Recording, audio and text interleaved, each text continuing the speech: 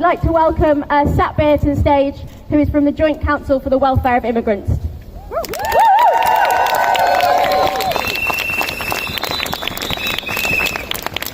Oh wow, there's a lot of people.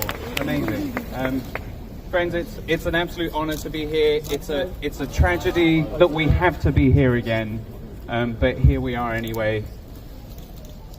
Every day, the ministers and the cabinet ministers that sit in this PFI monstrosity behind us make big and difficult decisions. They make big decisions in this building behind us, and it makes them feel big. They decide that when a woman goes to a police station to report the fact that she's been raped, that it's okay that police have to tell the Home Office that she didn't have the right immigration paperwork and she has to be picked up by immigration enforcement. They decide that when a man needs chemotherapy, that he should be sent home to die because he can't prove that he's been here for 30 or 40 years. And they're okay with that.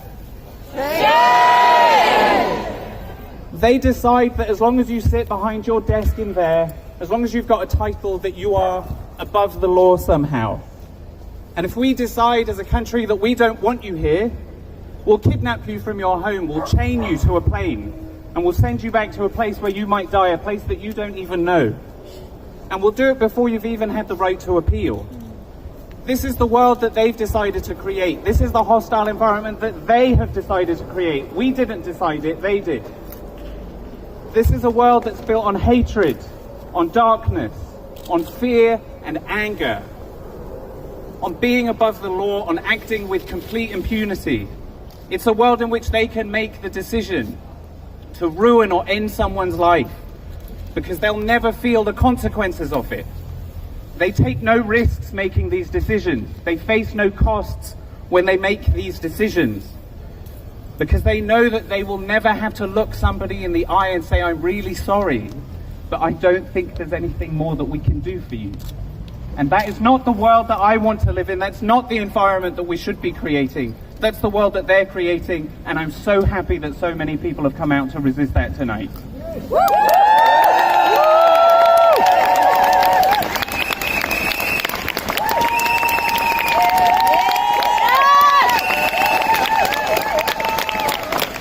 So in March 2017, 15 courageous women and men, knowing that there is something deeply troubling about all of this, knowing that this is not natural or inevitable, knowing that the chances of success were slim, and knowing that their actions would incur consequences and costs for themselves, they risked their safety and their liberty to save lives that this government had deemed too cheap for justice.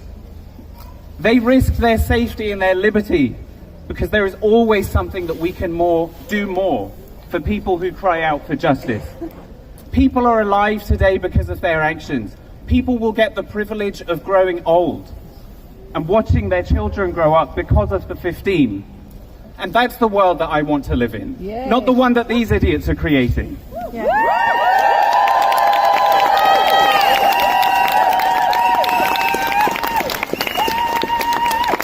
There are no words to describe the kind of anger that we all feel when we think of the impunity that they enjoy when they sit in here.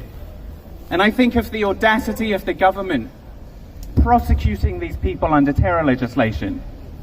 The decision made yesterday is a threat to everybody, whether you care or you don't care about the rights of migrants. It must be challenged. It must be overturned. And questions have to be asked as loudly as humanly possible of those in government who don't only seek to poison our communities with their dog whistles and their hatred and their hostility, but then deny our right to resist. Theresa May, Amber Rudd, Sajid Javid, have you no shame?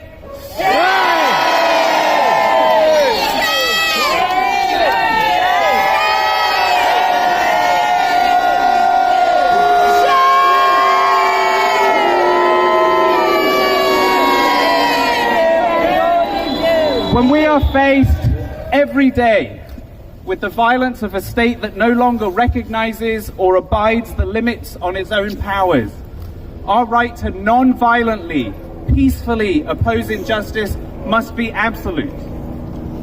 Friends, the crimes of this government must never be forgotten, and the names of the 15 and the sacrifices that they have made must never, ever be forgotten. Thank you.